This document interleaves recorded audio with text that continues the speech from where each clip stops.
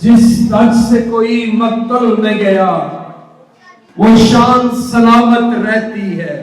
इससे जो अगला वर्ड है असद ज़िया ने कहा था, जिस शान से कोई सूली पे चढ़ा वो सूली भी शर्माती है।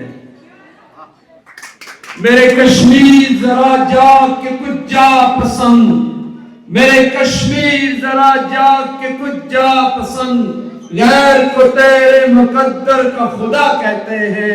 असल में गलती होगी, जुल्म को अमन अदावत को वफा कहते हैं, जुल्म को अमन अदावत को वफा कहते हैं। कितना अदा है सर सर को सबा कहते हैं। मेरे कश्मीर जरा जाग के कुछ जा पसंद, गैर को तेरे मुकद्दर का खुदा कहते हैं।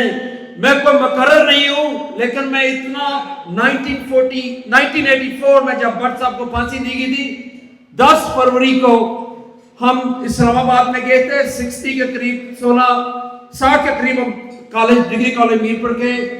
मुख्तसर बताता हूं कि हमें वहां से प्रेसिडेंट उस वक्त ज़ियाउल हक, हम उनके आर्मी हाउस के बाहर थे, हमें उन्होंने उठा के मंगला के पुल पे छोड़ा था और हमने पूरी जदोजहद की थी। ये कासिम भाई और ज़िया साहब, असद ज़िया, इनको उन्होंने गिरफ्तार किया हुआ था उस रात को।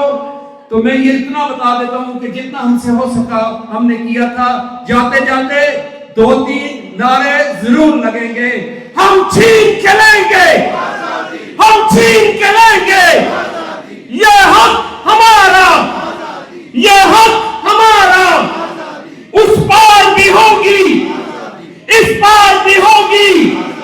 जरा प्यार से बोलो, आराम से बोलो, ललकार के बोलो, सीना फाड़ के बोलो। Thank you so much.